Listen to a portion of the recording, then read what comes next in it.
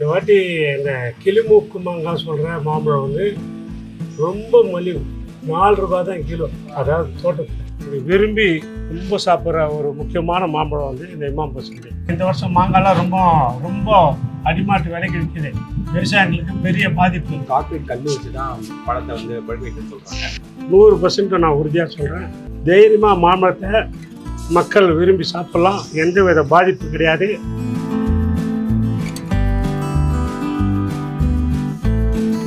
இது மாம்பழ சீசன். நாம் இப்போ கோயம்பேடு சந்தையில் இருக்கிறோம். இங்கே கோயம்பேடு வணிகர் சங்கங்களின் கூட்டமைப்பு செயலாளர் திரு மணிவண்ணன் அவர்களிடம் மாம்பழங்கள் விற்பனை பற்றி கேட்டு தெரிஞ்சுக்கலாம் வாங்க. பிரமாதமான ஒரு ருசியான மாம்பழம்.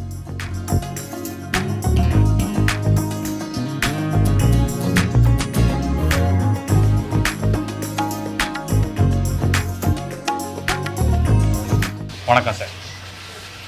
மல்லிகா இது மல்கோவா அது இது நீல மாம்பழம், இது கேசரின்னு சொல்கிறது.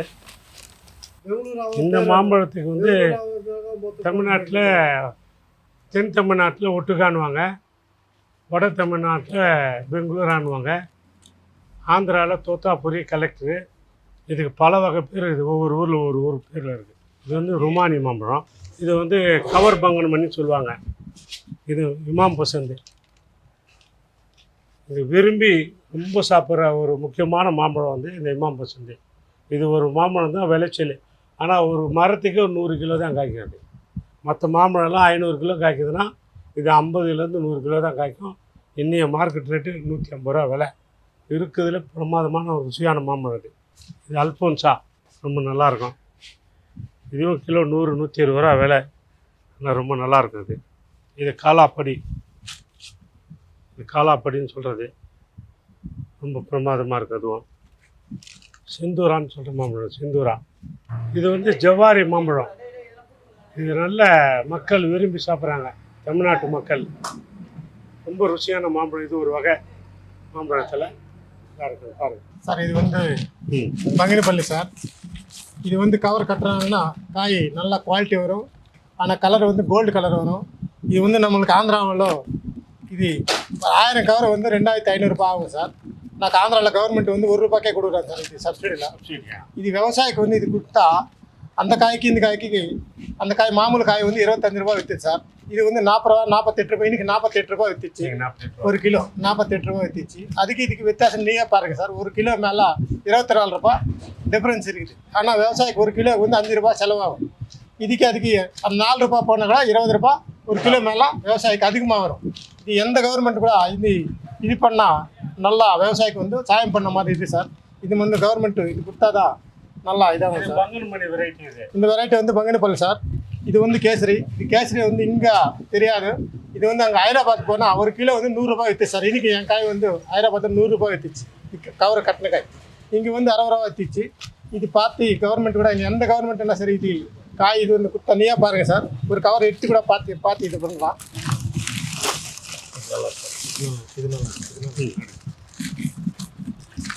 காய் வந்து கோல்டு கலர் வரும்.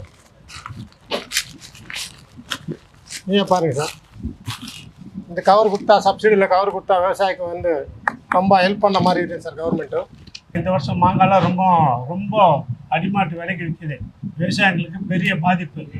அதனால் இந்த வருஷத்துலேருந்து அடுத்த வருஷத்துலேருந்து விவசாயிகளுக்கு இந்த கவரு சப்சிடியில் கவர்மெண்ட் கொடுத்தா விவசாயிகளுக்கு ரொம்ப ஒரு நன்மையாக இருக்கும்.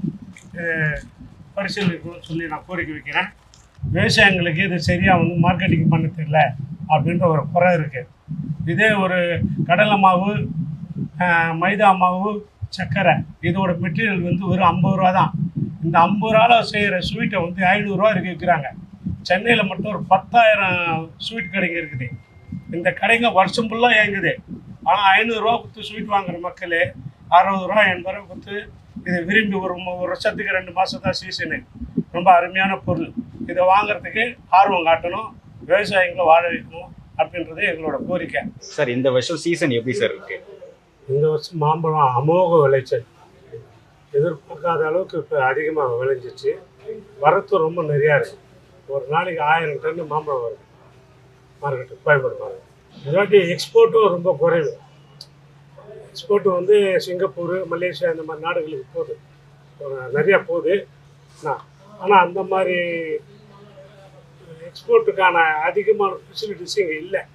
அதாவது அதுக்கான வேர் ஹவுஸ் வச்சு பேக் பண்ணி ஏற்றக்கூடிய அளவுக்கான வசதிகள் கம்மின்றதுனால எக்ஸ்போர்ட் கம்மியாக தான் போகுது. இந்த வசதி அதிகமாக இருந்ததுன்னா அதிகமாக எக்ஸ்போர்ட் ஆகும். இந்தியாவிலேருந்து தமிழ்நாட்டிலேருந்து அதிகமாக வெளிநாட்டுக்கு எக்ஸ்போர்ட் ஆக வாய்ப்பு இருக்குது. Okay sir. இந்த வருஷம் வந்து மாம்பழத்தில் இந்த மாம்பழம் அதிக ரேட்டில் விற்கிறாங்க, இந்த மாம்பழம் கம்மி ரேட்டில் விற்கிறாங்க அப்படின்னு ஏதாவது இருக்கா? இந்த வாட்டி இந்த கிளிமூக்கு மாங்காய் சொல்கிற மாம்பழம் வந்து ரொம்ப மலிவு. 4 ரூபா தான் கிலோ.